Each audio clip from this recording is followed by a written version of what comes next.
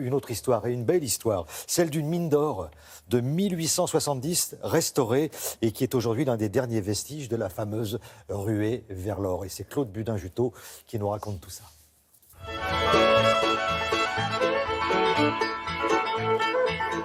Julian, une petite ville typique de l'Ouest américain, en Californie du Sud. Une localité connue notamment pour ses tartes aux pommes. C'est aussi une ancienne ville minière du temps de la ruée vers l'or à la fin du 19e siècle. De cette époque, il ne reste pas grand-chose, sinon une ancienne mine remise en état et sur laquelle veille Kim Gordon, qui travaille ici depuis 35 ans. La première fois que de l'or a été trouvé ici, c'était un peu plus au nord, sur des rochers en surface que l'on appelle roches de quartz. Ça contient de toutes petites particules d'or, environ 1 once par tonne, c'est-à-dire le contenu d'un chariot comme celui-ci.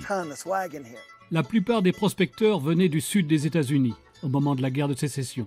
Certains d'entre eux étaient des confédérés, et ironie du sort, d'autres étaient d'anciens esclaves noirs, comme Fred Coleman. Fred Coleman est le premier qui a trouvé de l'or ici. Il avait un ranch, s'était marié avec une indienne et il était arrivé il y a quelque temps déjà. On ne connaît pas son histoire exacte, mais on pense qu'il faisait partie des esclaves affranchis car il est arrivé juste avant la guerre de sécession. Kim Gordon connaît la mine comme sa poche, avec ses galeries, ses puits d'extraction et ses moindres recoins. On va rentrer dans un système de galeries à différents niveaux. 11 niveaux au total.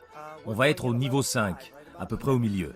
Si vous regardez bien, on va marcher en montant légèrement, car les mineurs poussaient leurs chariots vides avant de les remplir et de profiter de la pente pour les redescendre. C'est pour ça que les galeries sont toujours creusées en pente. Allez, suivez-moi. L'exploitation de cette mine, qui a duré près de 60 ans, a rapporté au total près de 100 000 $ de l'époque. Une once d'or, environ 30 grammes, valait alors 20 $. C'est donc plus de 140 kilos d'or qui sont sortis de cette mine. Mais trouver le bon filon demandait beaucoup d'expérience.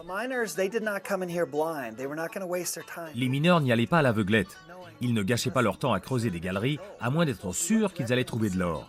Si on regarde le plafond au-dessus de nous, on voit une veine blanche qui court le long du rocher. C'est là qu'il y a de l'or. C'est un filon de roche de quartz. Ça renferme de minuscules particules d'or dont la taille peut aller jusqu'à celle d'un grain de sel. Et les mineurs savaient qu'ils allaient rencontrer de la roche de quartz ici parce que le filon remonte jusqu'à la surface. La roche avait donc été repérée à l'extérieur et avait été testée pour vérifier qu'elle contenait suffisamment d'or avant de commencer à creuser la mine. La visite continue à travers un dédale de galeries qui n'en finissent pas. Attention à la tête. De temps à autre, Kim fait remarquer les veines verticales qui correspondent aux couches de sédiments venus du fond des océans, autrefois horizontales, et qui se sont retrouvées poussées vers le haut il y a 250 millions d'années. Et pour passer d'un niveau à l'autre, on utilisait un puits très profond. De l'autre côté de cette grille, il y a un puits qui descend à 425 pieds, c'est-à-dire 130 mètres sous terre. Si le matin en arrivant on était assigné à une certaine galerie, on commençait la journée en grimpant dans un grand seau métallique qui était descendu dans le puits à l'aide d'un treuil. Quand le seau arrivait au niveau de la galerie, on arrêtait le treuil et il fallait alors sauter à la lumière d'une bougie, en faisant attention bien sûr de ne pas tomber dans le puits. Kim est fier de montrer que le treuil qui permettait de descendre les mineurs au fond du puits est toujours là, de même qu'à l'extérieur, la machine qui permettait le concassage du minerai pour en extraire l'or.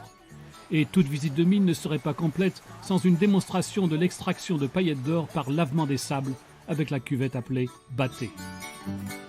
Aujourd'hui, même s'il reste de l'or à découvrir, la mine n'est plus rentable.